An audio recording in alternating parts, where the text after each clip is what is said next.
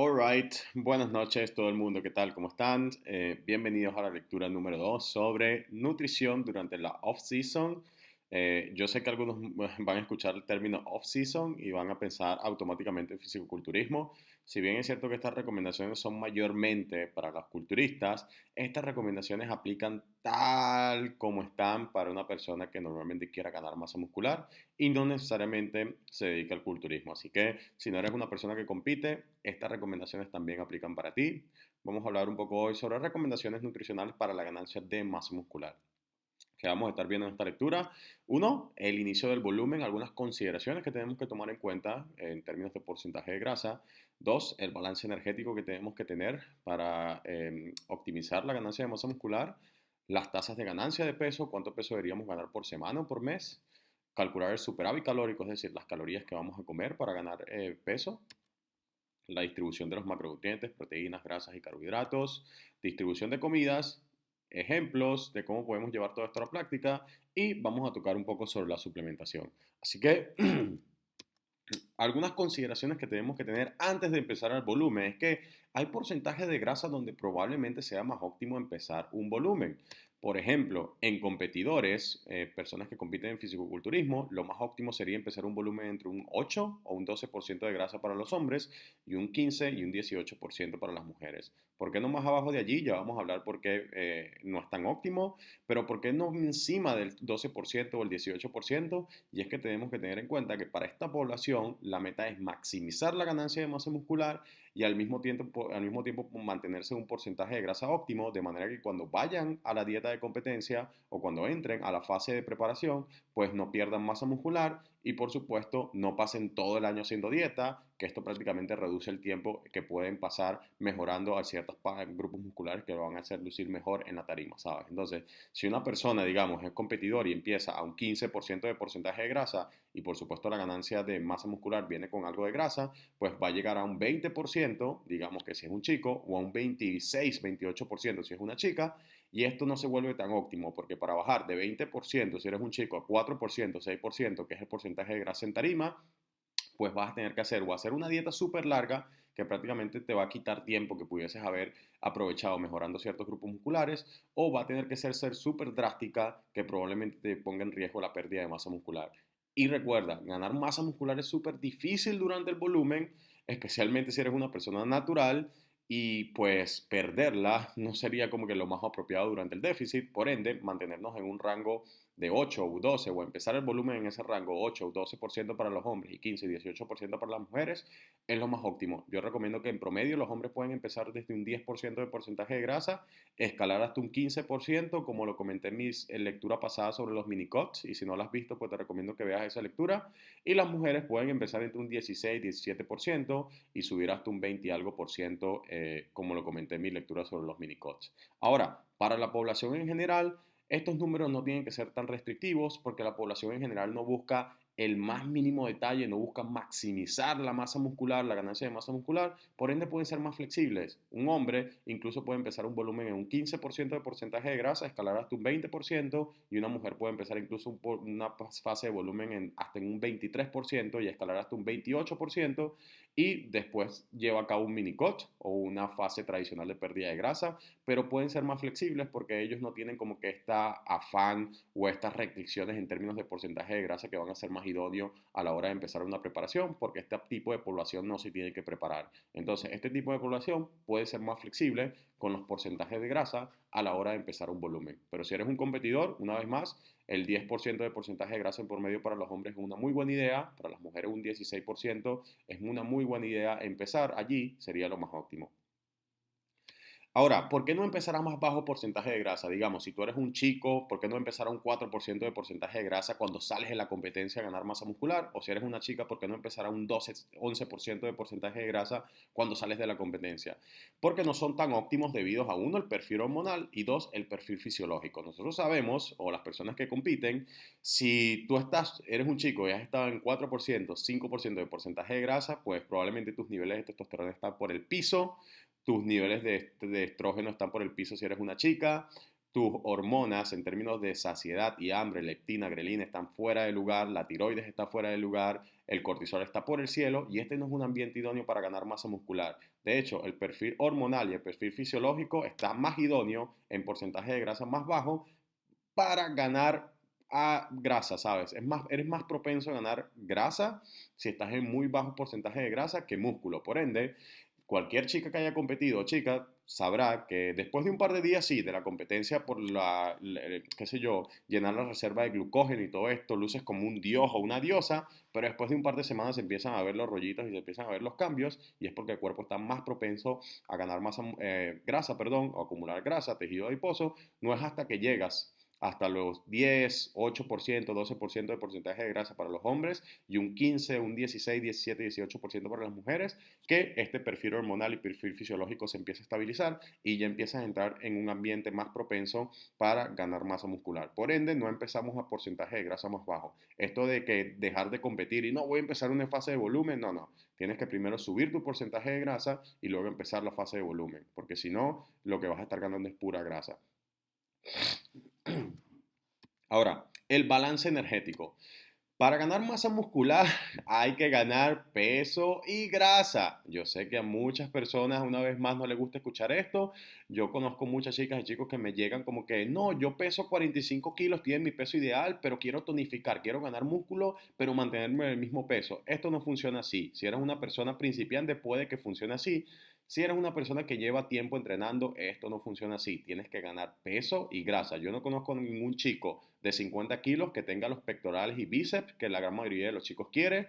Yo no conozco ninguna chica de 40 kilos que tenga las piernas y los glúteos que la gran mayoría de las chicas quiere. Así que si quieres ganar glúteos, piernas, pectorales, bíceps, dependiendo del grupo muscular, del cuerpo que quieras, hay que ganar peso y ese peso viene con grasa, viene con músculo y hay que aceptarlo. Si no lo aceptas, pues probablemente deberías dedicarte a otra cosa que no sea el culturismo o la mejora en la composición corporal, porque lamentablemente es un sí o sí. ¿Por qué? Porque se ha demostrado que el balance energético positivo, es decir, un exceso calórico, tiene un importante efecto anabólico, incluso en ausencia del entrenamiento con pesas. Es decir, si tú no entrenas con pesas, tienes un balance anabólico positivo. Ahora, sin embargo, lo más idóneo sería una combinación de un balance energético positivo con el entrenamiento de pesas, lo cual proporciona el método más efectivo para garantizar que los efectos anabólicos se dirijan hacia el aumento de la masa muscular. Es decir, la mejor combinación que tú puedes tener para la ganancia de masa muscular es un balance energético positivo, es decir, un superávit calórico, un exceso calórico y entrenar con pesas. Y un entrenamiento programado, no una locura, esta combinación de estas dos variables es lo más efectivo para ganar masa muscular. Yo sé que muchos chicos están así y muchas chicas están así, pero bueno, hay que aceptar esto.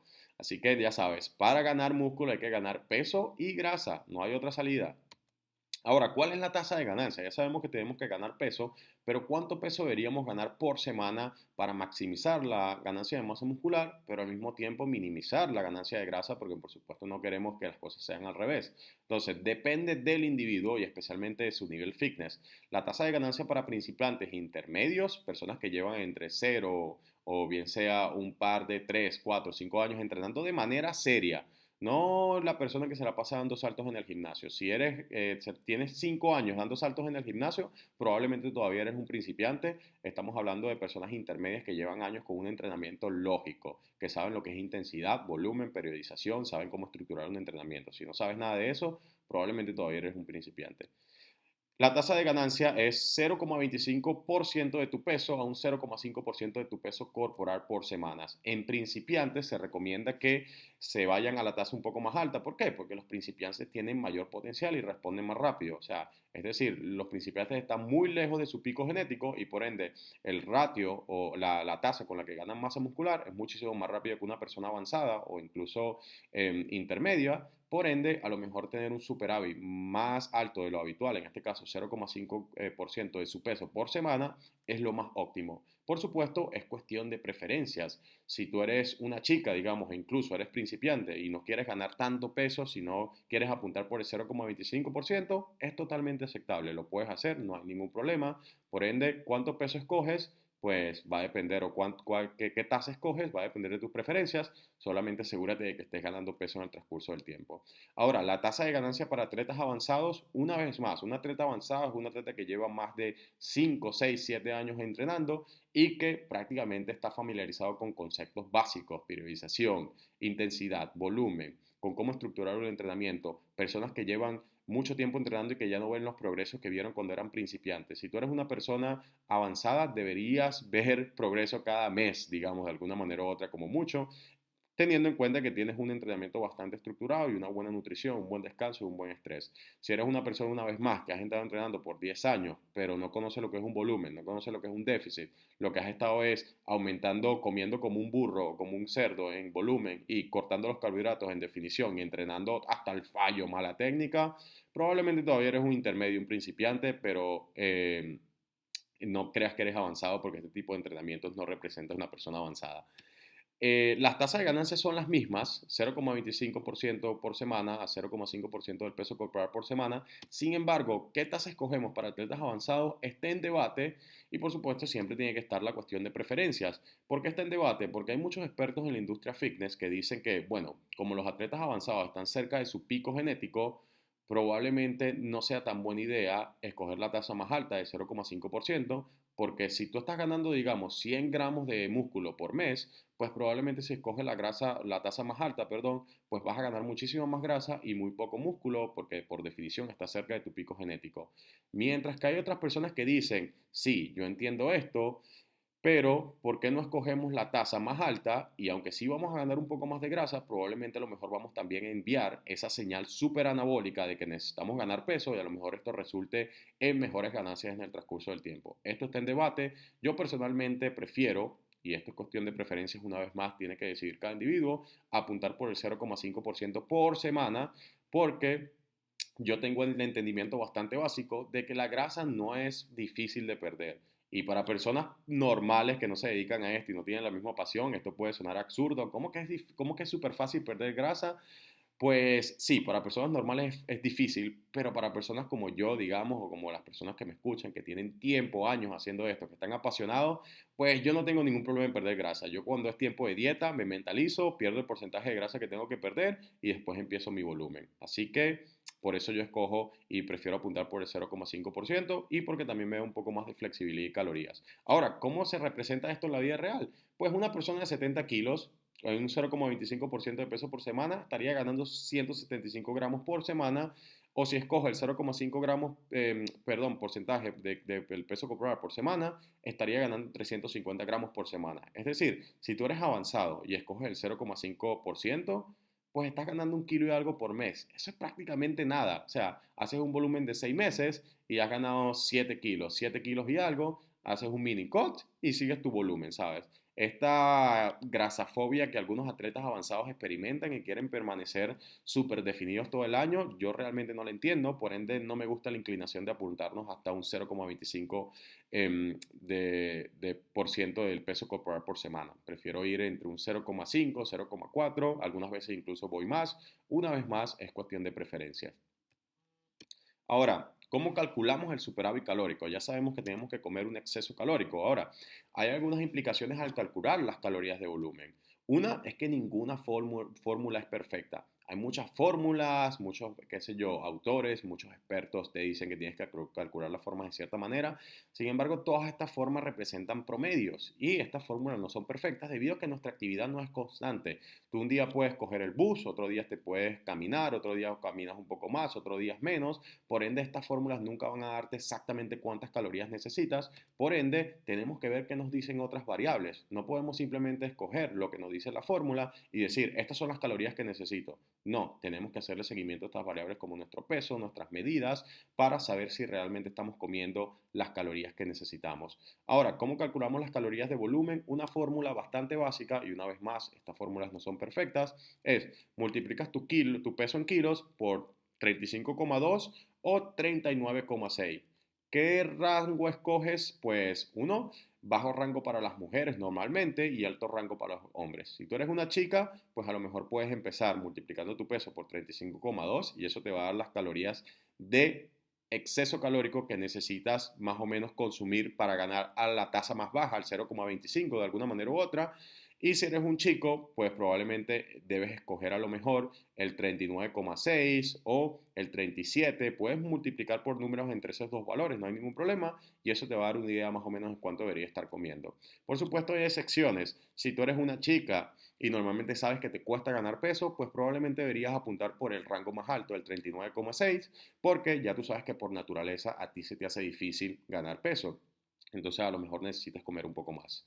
Algunos ejemplos, pues un hombre de 75 kilos comería entre 2.640 calorías y 2.970 calorías al día, y una mujer de 60 kilos comería entre 2.112 calorías y 2.376 calorías al día. Entonces, una vez más, estas fórmulas no son perfectas y hay que hacerle seguimiento a el peso. Pero antes de hacerle seguimiento al peso y ver cómo calculamos todo esto, tenemos que tener en cuenta algunos detalles. Primero tenemos que saber que medio kilo de grasa se compone de aproximadamente 3.500 calorías. Esto no siempre es exactamente el caso, pero una vez más, para nuestros propósitos es lo suficientemente preciso. 3.500 calorías, medio kilo de grasa. Dado que medio kilo de grasa es aproximadamente 3.500 calorías, para ganar eso en una semana necesitamos un exceso calórico de 500 calorías. Ahora, nosotros queremos ganar es músculo durante el volumen, no grasa. Por ende, ¿qué hay acerca del músculo? Un medio kilo de músculo hidratado es en realidad solo alrededor de un tercio de proteína. Es decir, un kilo de músculo no es un kilo de músculo hidratado como tal, tiene mucha agua, mucho glucógeno y el contenido del músculo en realidad es muy poco proteína. Por lo tanto, solo hay alrededor de 800 calorías en medio kilo de músculo. ¿Esto significa que necesitamos comer solamente 800 calorías extras para ver la ganancia de medio kilo de músculo? No. ¿Por qué? Porque la masa muscular es mucho más costosa desde un punto de vista metabólico. Es decir, debido a que el músculo es metabólicamente más costoso, debido a que ganamos un poco más de grasa con ese músculo y que probablemente nuestra actividad durante el día varíe durante un superávit calórico, la regla de 3.500 calorías puede ser aplicada a la ganancia de masa muscular. Una vez más, medio kilo de músculo no contiene 3.500 calorías, solo que tenemos que comer más de lo que contiene para poder crear ese músculo o ese medio kilo, porque recuerda que metabólicamente es más costoso y porque normalmente tenemos que ganar más grasa o un poquito de grasa, perdón, durante el volumen y porque también nuestra actividad varía. Entonces, para no irnos con números exactos que nos pueden llevar a lo mejor a no estar en ese superávit calórico que queremos, pues apuntar por la misma regla que de 3.500 calorías es una muy buena idea. ¿Cómo ponemos todo esto a la práctica?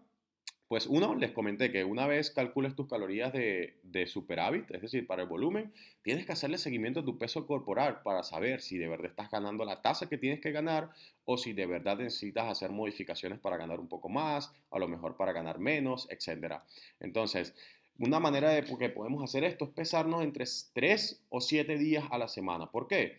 Para descartar fluctuaciones. ¿Por qué? Porque nosotros sabemos que el peso va a fluctuar dependiendo de las hormonas, la hidratación, la fibra, dolores musculares, medicamentos, enfermedad, si dormiste bien, si no dormiste bien, niveles de estrés, etcétera. Muchas cosas van a afectar en las fluctuaciones de peso. Entonces, lo ideal sería pesarnos unas 2 semanas todos los días, sacar promedios y ver hacia dónde se van moviendo las cosas. Aquí les dejo un ejemplo.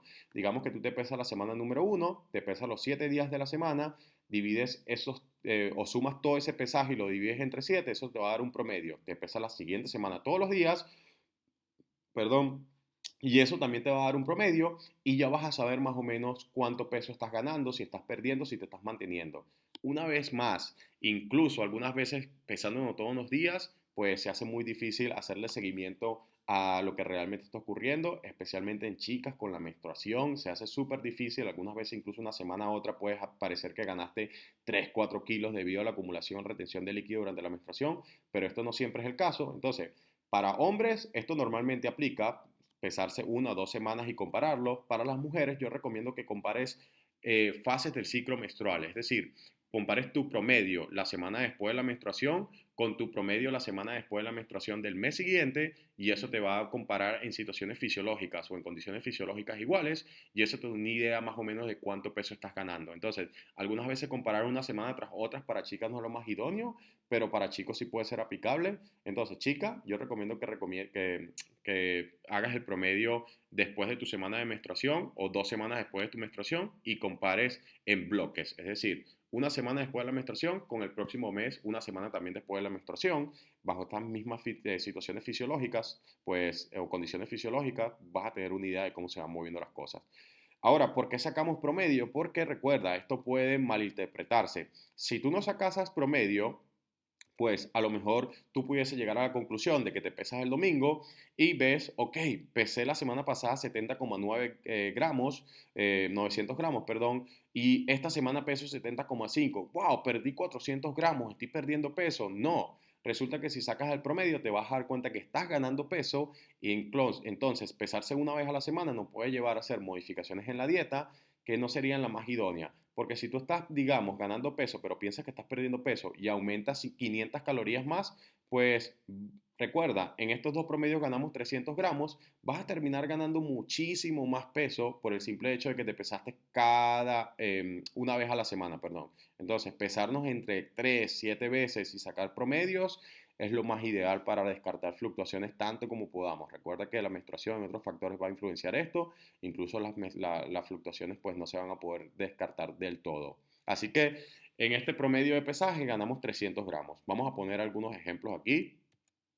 Interpretación del peso. ¿Cómo interpretamos este peso? ¿Sabes? ¿Qué nos dice que ganamos 300 gramos? ¿Estamos ganando la cantidad de peso que queremos o estamos ganando más de lo que queremos, menos, nos estamos manteniendo? Lo primero que tenemos que tener en cuenta es 7000 calorías. Necesitamos 7000 calorías para ganar un kilo de peso aproximadamente. Una vez más, ¿por qué 7000 calorías? Recuerda que 3500 es medio kilo, pues 7000 sería un kilo. Entonces tenemos que tener esto en cuenta.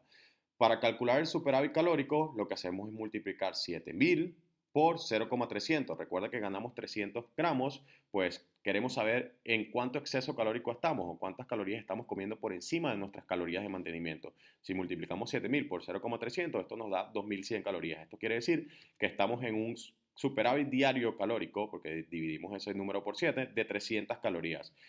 Tus calorías de mantenimiento vendrían siendo 300 calorías menos de lo que estás comiendo ahora. Pero, por supuesto, tu meta es ganar masa muscular y la masa muscular viene con una ganancia de peso. Así que si tú ganaste 300 gramos, tienes que evaluar si estás en tu tasa de ganancia. ¿Estás en tu tasa de ganancia? Si estás ganando 300 gramos y tu meta era ganar 300 gramos, pues sigues consumiendo las mismas calorías. No hagas ninguna modificación. Sigue consumiendo exactamente lo que te dio la fórmula y continúa hasta que te estanques. Y si te estanques, pues a lo mejor necesitas calcular las cosas de nuevo y aumentar 100, 200 calorías, etcétera. Pero si estás ganando a la tasa de ganancia que escogiste, sigue así. Ahora, si no estás ganando en la tasa de ganancia, lo único que necesitas hacer es calcular el superávit calórico nuevamente. Digamos que tú tenías planeado ganar 100 gramos por semana, pero ganaste 300 gramos. Estos son 200 gramos de más. ¿Cómo calculamos el exceso calórico de esos 200 gramos? Pues multiplicamos 7000 por 0,200, eso nos da un resultado, dividimos ese resultado entre 7 y eso nos da las calorías que probablemente tenemos en exceso. Ese número se lo vas a restar a tus calorías que estás comiendo ahora y eso te va a dar prácticamente las calorías que necesitas comer para así ahora ponerte en la ganancia de 100 gramos a la semana. Entonces, si no estás ganando, lo único que haces es calcular el superávit calórico nuevamente. Ahora, la distribución de los macronutrientes. ¿Cómo podemos distribuir los macronutrientes, proteínas, grasas y carbohidratos para optimizar la ganancia de masa muscular? Pues vamos a empezar con la proteína, que es más importante. Las recomendaciones actuales en la evidencia apuntan a que un 0,6 gramos por kilo de peso a un 2,2 gramos por kilo de peso es lo más idóneo para maximizar el crecimiento de la masa muscular. Hay que individualizar, por supuesto. En este caso tenemos que considerar, uno, la calidad de la proteína, especialmente leucina y el perfil de aminoácidos. Nosotros sabemos que la leucina es el aminoácido como que toca la puerta para iniciar la síntesis de proteína y por supuesto los otros aminoácidos son necesarios también para que entren y construyan los bloques, en este caso la masa muscular. Ahora, las proteínas animales normalmente tienen una mayor cantidad de leucina y un mejor perfil de aminoácidos y se digieren mejor que las proteínas vegetales. Por ende, si tú eres una persona que está comiendo una dieta vegetariana o vegana, probablemente quieras apuntar por el 0,2 gramos por kilo de peso para asegurarte que estás obteniendo la cantidad de leucina y perfil de aminoácidos necesarios por comida para maximizar el crecimiento de la masa muscular. Si eres una persona que nada más está comiendo proteína animal, pues puedes comer un 1,6 gramos por kilo de peso y eso no te va a afectar en nada la ganancia de masa muscular aunque lo que yo recomiendo en promedio para las personas es 2 gramos por kilo de peso. Ese es el punto medio entre esos dos valores y créeme que no te va a afectar para nada. Es algo bastante óptimo, algo bastante aplicable en la vida real. 2 gramos por kilo de peso es súper fácil de calcular. Y por supuesto va a depender de la saciedad del individuo. Nosotros sabemos que la proteína en algunos individuos causa saciedad. Por ende, si eres una persona que normalmente, especialmente chicas que pesan muy poco y estás empezando un volumen y estás empezando a ganar en la tasa súper baja y todavía tienes problemas de hambre, de antojos, pues probablemente apuntar por la tasa de proteína más alta podría ser una buena idea, 2 gramos o 2,2 gramos por kilo de peso, pues a lo mejor te va a ayudar a controlar esos antojos y cositas así. Así que eso, las grasas, pues en las grasas, en términos de desempeño, no nos ayudan mucho. Lo que tenemos es que mantener un mínimo de grasa para, por supuesto, la producción de hormonas. Entonces, el rango de grasas va a depender entre 0,5 gramos y 1,5 gramos por kilo de peso. Cualquier valor que cojas entre eso está súper bien. Lo que yo recomiendo es que no vayas más bajo de 0,5 gramos por kilo de peso. Uno, las grasas son necesarias para la salud y especialmente para mantener un perfil hormonal idóneo. De hecho, se han demostrado estudios donde creo que si reduces las grasas en más allá de un 20% de tu porcentaje, un 20% de tu dieta, en términos de macro, pues la producción de testosterona se ve afectada y nosotros sabemos que la testosterona pues crea un ambiente anabólico bastante idóneo. Entonces, bajar más de 0,5 gramos por kilo de peso no es tan necesario. Ahora, cuestión de preferencias, una vez más.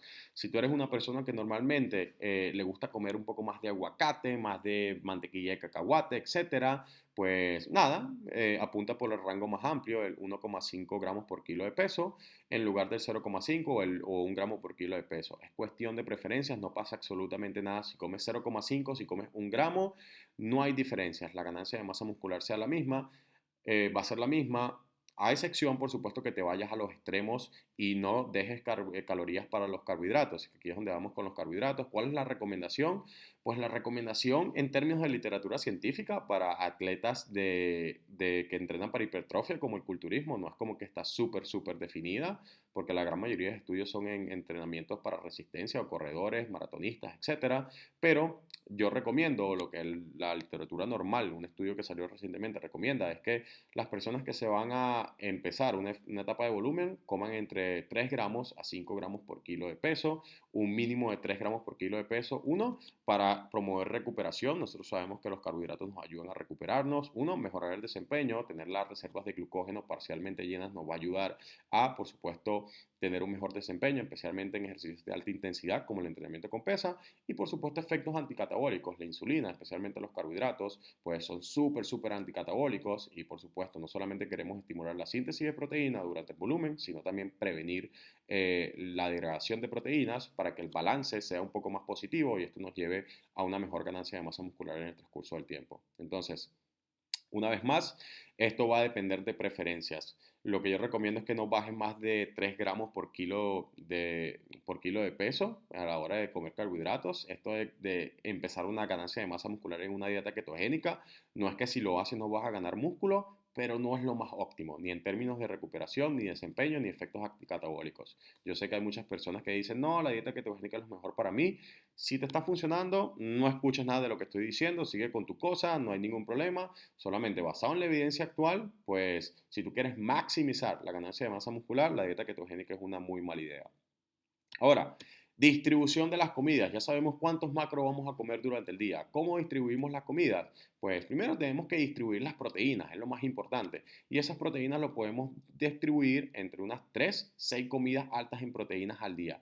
Si tú metes maximizar la ganancia de masa muscular, pues probablemente estar entre 4 o 6 comidas al día altas en proteína es una muy buena idea.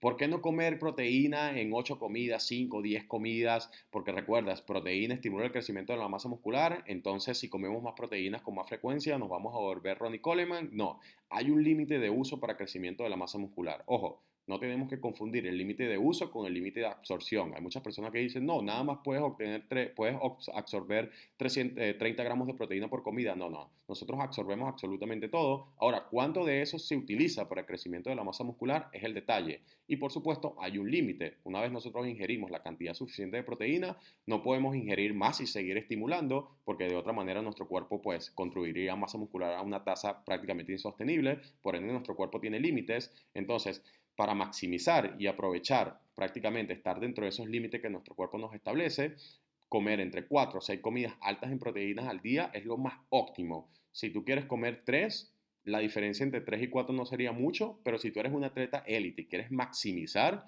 entre 4 y 6 comidas es lo mejor. Puedes comer 3 si eres una población, si perteneces a la población general, que nada más quiere como que obtener buenas ganancias de masa muscular y no necesariamente obtener hasta el último gramo de músculo, pues 3 comidas altas en proteínas está súper bien. Ahora, si ya pasas a comer 2, una comida o hacer ayuno intermitente, esto no es lo más óptimo. Una vez más, ¿puedes obtener masa muscular haciendo ayuno intermitente? Absolutamente, no hay ningún problema. ¿Son las mejores ganancias las que vas a estar obteniendo? Probablemente no. Entonces, comer entre 3, 6 comidas, 4, 6 comidas, especialmente si eres un atleta élite, pues es lo mejor para maximizar la masa muscular. En la distribución de las proteínas tiene que ser de forma equitativa en comidas. Es decir, si tú estás comiendo 100 gramos de proteína al día y quieres comer 4 comidas al día, pues 50 gramos en cada comida sería lo más idóneo. Entonces, la literatura actual muestra que entre 0,40 y 0,55 gramos por kilo de peso por comida al día está súper bien a la hora de estimular y maximizar la síntesis de proteína, especialmente asegurarnos que esta comida sea alta en leucina. Y aquí es donde viene en juego la calidad de la proteína, bien sea animal, vegetal, etcétera. Así que asegúrate de que si eres vegano, estar comiendo en el rango alto de proteína o vegetariano. Y si comes proteína animal, pues puedes comer en 2 gramos por kilo de peso y distribuir tu comida de proteínas equitativamente. Y de esta manera vas a maximizar la ganancia de masa muscular.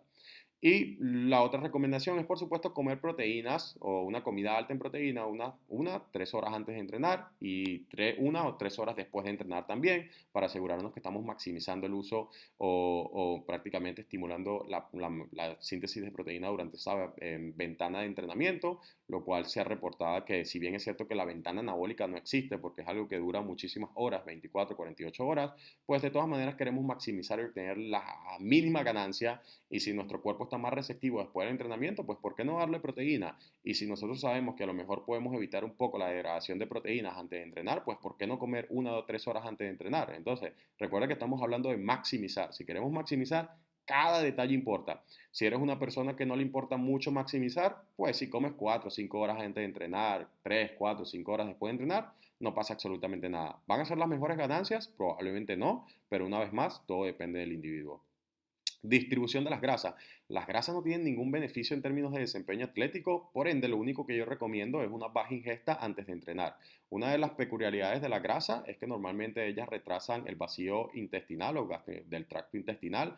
Por ende, comer una comida súper alta en grasa, digamos que tú te comes un burrito antes de entrenar, pues si estás haciendo pierna probablemente termines vomitándolo. ¿Por qué? Porque la comida va a estar sentada ahí en tu tracto intestinal y tú vas a estar prácticamente desviando el flujo sanguíneo de los músculos y tu cuerpo tiene que hacer una opción bastante como que difícil. Tiene que elegir una de las dos, o enviar flujo sanguíneo a los músculos o seguir digiriendo la comida. Pues, y la opción va a ser siempre vomitarla, porque el entrenamiento con pesa en términos de contracción muscular y demanda, pues es muchísimo más alta que digerir la comida que tienes en el estómago. Así que normalmente yo recomiendo que bajes la ingesta de grasa antes de entrenar, especialmente si estás entrenando, si estás comiendo 1 o 2 horas antes de entrenar. Si estás comiendo 4 o 5 horas antes de entrenar, probablemente esto no importe, pero si es 1 o 2 horas antes, pues probablemente quieras comer baja en grasa. El resto de la distribución es cuestión de preferencias. Si metes más grasa después del post-entreno, después de la noche o en la mañana, va a depender del individuo. Esto es bastante individual. Distribución de los carbohidratos. La distribución de los carbohidratos, una vez más, es debido a preferencias. Solamente tenemos que asegurarnos de tener una buena comida alta en carbohidratos 1 o 3 horas antes y después de entrenar. Una vez más, la misma situación que la proteína, para maximizar el desempeño atlético y para maximizar la recuperación. Si bien es cierto que en la literatura científica hay muchos desacuerdos en términos de los carbohidratos pre-workouts y su aumento en el desempeño atlético, pues hay personas que experimentan como que un aumento en el desempeño a la hora de hacer modificaciones o comer una comida alta en carbohidratos antes de entrenar, como que hay personas que no. Y por supuesto, después de entrenar, pues nuestro cuerpo está súper receptivo a nutrientes. ¿Por qué no darle los nutrientes que necesita si nuestra meta es maximizar? Hay personas que dicen, no es necesario los carbohidratos después de entrenar porque tú sabes, la proteína también estimula la insulina y pues los carbohidratos no son necesarios. Pero entonces si los tenemos, no, sí, no son necesarios, pero si los podemos comer, ¿por qué no los comemos de todas maneras? ¿O acaso tiene sentido como que, no, vamos a esperar porque no es necesario? No, come de todas maneras, no hay ningún problema. Y por supuesto, siempre está la opción de intraentrenos, casos puntuales. Si tú eres una persona que está entrenando un entrenamiento súper alto en volumen o un mesociclo alto en volumen y estás durando más de 1 hora y media, 2 horas en el gimnasio entrenando como que de alta intensidad, probablemente carbohidratos intraentrenos son una muy buena idea. 30 gramos, 60 gramos de carbohidratos, pues bien sea un Gatorade o una bebida, qué sé yo, deportiva, es una muy buena idea. Una barrita esta de deportivas, unos, qué sé yo, media hora, 1 hora antes de entrenar, pues también te puede ayudar. Eso se va a estar digiriendo a lo mejor cuando estés durante el entrenamiento.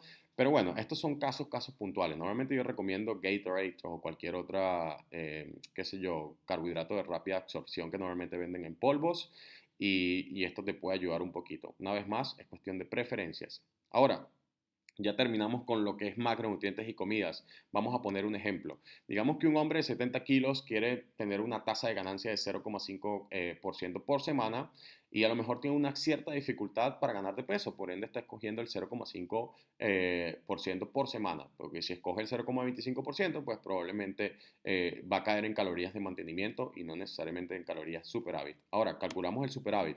Una vez más, multiplicamos 70 por 0,5, que es lo que normalmente quiere ganar, y esto nos da 350 gramos a la semana. Es decir, si queremos ganar 0,5 gramos por ciento de su peso a la semana, tenemos que comer o que ganar 350 gramos a la semana.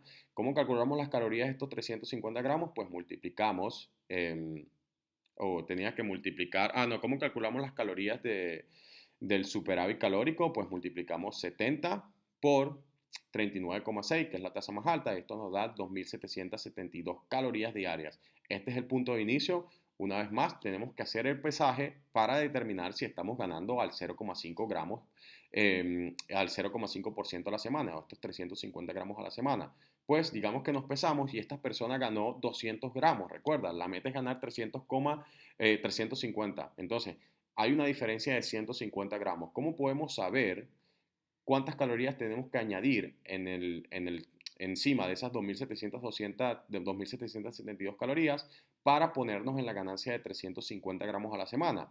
Pues ajustamos las calorías, multiplicamos 7.000 tiene, recuerda, un kilo de peso equivale aproximadamente a 7.000 calorías por 0,150, que esos 0,150 equivalen a los 150 gramos que no estamos ganando, porque la meta es ganar 350 gramos, y dividimos esos 1.500, es decir, el resultado 1.050. Bueno, tengo los números aquí en mi mente, estoy haciendo un desastre con los números, pero espera que me entiendan. Así que estos 1.050 lo dividimos entre 7 y eso nos da 150 calorías al día. Es decir, si nosotros queremos ganar 350 gramos a la semana, pues tenemos que añadir 150 calorías encima de lo que nos dio las fórmulas que les comenté anteriormente, y esto sería un total de 2.992 calorías diarias para que esta persona gane 350 gramos a la semana. Una vez más, hay que continuar haciendo como que el monitoreo de estas cosas en el transcurso del tiempo para asegurar que estamos haciendo los ajustes necesarios. Ahora, calculamos los macros para este individuo. La proteína estaría entre 112 y 150 gramos de proteína al día. Va a depender de las preferencias, vegano, vegetariano, si tiene saciedad o no, si le gusta la proteína o no, etcétera. Calculamos las grasas entre 0,5 a 1,5 gramos por kilo de peso, 35 gramos, 150 gramos al día para este individuo. Una vez más, preferencias si le gusta comer más grasa que carbohidratos. Y por último, el resto de las calorías. Una vez calculemos proteínas y grasas, se le echamos a los carbohidratos. Dividimos simplemente el resto de las calorías entre 4 y eso nos da los gramos de carbohidratos que necesitamos comer para maximizar, por supuesto, la ganancia de masa muscular y estar dentro de nuestro requerimiento calórico. Ahora, este es el ejemplo. Vamos con la suplementación, los suplementos, los mágicos, las personas que creen que los suplementos van a obtener todo. Los suplementos, para darle como que una breve reseña o para matar sus expectativas, si yo te clonara a ti y a una persona le diese todos estos suplementos y a ti no te diese ningún suplemento y comparase el progreso en 10 años, tú no serías capaz de decir cuál es la persona que utilizó los suplementos. Así de prácticamente inefectivos son en términos de mejoras en la composición corporal. Sí nos ayudan a mejorar nuestro desempeño, pero los resultados no son nada maravillosos. Son tan mínimos que prácticamente son indetectables a menos de que nos estemos realizando o evaluando en estudios científicos donde tenemos marcadores como que, qué sé yo, resonancias magnéticas donde podemos medir la ganancia de masa muscular, donde a lo mejor tenemos ciertos tests o pruebas donde podemos medir a lo mejor el poder o la potencia que tienen algunas personas, pero normalmente en términos visual de composición corporal no seríamos capaces de decir cuál es la persona, por ejemplo, que está utilizando creatina y cuál no. Así que uno de los suplementos que yo recomiendo es la whey protein o proteína de soya o proteína de arroz, etcétera, dependiendo de si eres vegetariano o vegano. Ahora, ¿cuándo necesitamos este suplemento? Si te cuesta llegar a la proteína diaria, es decir, si tú eres una persona que le cuesta comer la proteína, masticar el pollo, masticar el arroz, o especialmente si eres vegano o vegetariano y no tienes una muy buena variedad en la dieta, pues suplementarnos con bien sea whey protein, soya o proteína de arroz es una muy buena idea. Una vez más, si eres vegano o vegetariano, si tienes problemas de logística, si eres una persona que no puede comer proteínas durante 10 horas porque está todo el día sentada en el trabajo, pues probablemente un batido de proteína entre trabajos para maximizar una vez más la ganancia de masa muscular puede ser una muy buena idea. Entonces, lo utilizamos cuando nos cuenta llegar a nuestro requerimiento de proteína diaria. Si tú no tienes ningún problema con este tipo de cosas, el batido de proteína no es necesario. Recuerda que el batido de proteína no ofrece nada mágico, es simplemente proteína que nos ayuda en términos de logística, en términos de llegar a nuestra proteína diaria y por supuesto en este caso si tenemos dificultad como si eres vegano o vegetariano, pues es una muy buena idea. La creatina. Si quieres saber cómo funciona la creatina y los trasfondos detrás de cómo funciona, pues yo tengo un video aquí en mi canal de YouTube, así que lo puedes revisar. No les voy a dar como que las funciones o los mecanismos por el cual funciona, nada más les voy a dar la dosis y cosas así para que tengan en cuenta. Pero este es el suplemento más estudiado, es el suplemento que nosotros podemos decir, nosotros las personas basadas en evidencia de que funciona. Una vez más, funciona pero no hace magia. No vas a ganar masa muscular nada más por tomar creatina. La creatina lo que te hace es sacar unas repeticiones extras o a lo mejor rendir un poco más, lo cual se puede traducir en mejoras en el resultado en el transcurso del tiempo, pero no es algo que tú puedas distinguir dos grupos y decir, wow, este grupo definitivamente tomó creatina. Nada vence a la creatina monohidratada. Hay muchos tipos de creatina, muchos nombres fancy en el supermercado, perdón, en el mercado hoy en día de suplementos, pero la más estudiada y la más efectiva es la monohidratada. No hay ninguna otra creatina que la supere hasta los momentos, así que déjate de inventar y compra tu creatina monohidratada, que es la más barata y la más efectiva. La dosis varía, pero un buen comienzo es un 0,05 gramos por kilo de peso. Es decir, si tú eres una persona de 70 kilos, pues multiplicas tu peso por 0,05 y eso te va a dar 3,5 gramos al día de creatina cualquier hora del día. Lo puedes hacer cualquier hora del día, no necesariamente la tienes que tomar antes, después de entrenar, no. Las reservas de creatina se acumulan, de fosfocreatina se acumulan en el músculo a medida que la tomas. ¿Tienes que hacer una carga de creatina? Tampoco. 3,5 gramos al día, los días que entrenas, los días que no entrenas, lo puedes tomar. Puedes a lo mejor dejarla de tomar por un par de semanas después de un par de meses si quieres, pero efectos secundarios no se han experimentado con el consumo de creatina. ¿Se va a hacer que te caiga el pelo? Tampoco. Esto proviene de un estudio que se realizó creo que en 2009, donde se vio que las personas que consumían creatina tendrían, qué sé yo, altos niveles de DHT, que es una hormona que prácticamente induce la pérdida de cabello, pero esto no se ha replicado, así que es un solo estudio, no va a hacer que se te caiga el pelo, yo no creo que sea así que tómate tu creatina, a menos de que estés abusando. Y si estás abusando, probablemente vas a experimentar problemas gastrointestinales, así que apegarte a la dosis de 0,05 gramos por kilo de peso es lo más ideal. ¿Nos va a causar retención de líquido? La retención de líquido de la creatina es intracelular, es decir, dentro de la célula, no extracelular, fuera de la célula, por ende, tómatela con calma, que no te va a causar hinchazón o retención de líquido. Y por último, la cafeína. La cafeína es un estimulante, sabemos que hace maravillas, todo el mundo todos las amamos, pero recuerda, tenemos que usar puntualmente. La cafeína es un estimulante. Durante el volumen deberíamos tener energía, deberíamos tener comida, deberíamos estar durmiendo bien, como para desempeñarnos al 100%.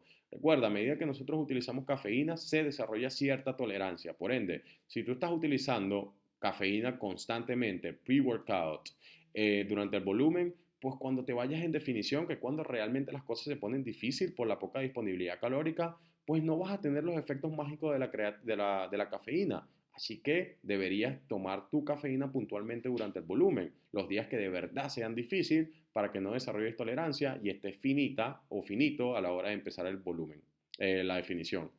La otra cosa que tenemos que tener en cuenta a la hora de la cafeína es evitar la cafeína unas 6 9 horas antes de dormir, mínimo unas 6 horas. ¿Por qué? Porque se ha visto que el consumo una vez más, de cafeína cerca de la hora de dormir, pues puede afectar el sueño. Y hay algunas personas que dicen, no, yo me tomo un café media hora antes de dormir y duermo sabrosísimo. Pues no hay que confundir dormir con calidad de sueño, es decir, con entrar en la fase profunda del sueño, que normalmente, incluso si duermes, puede ser afectada por la cafeína.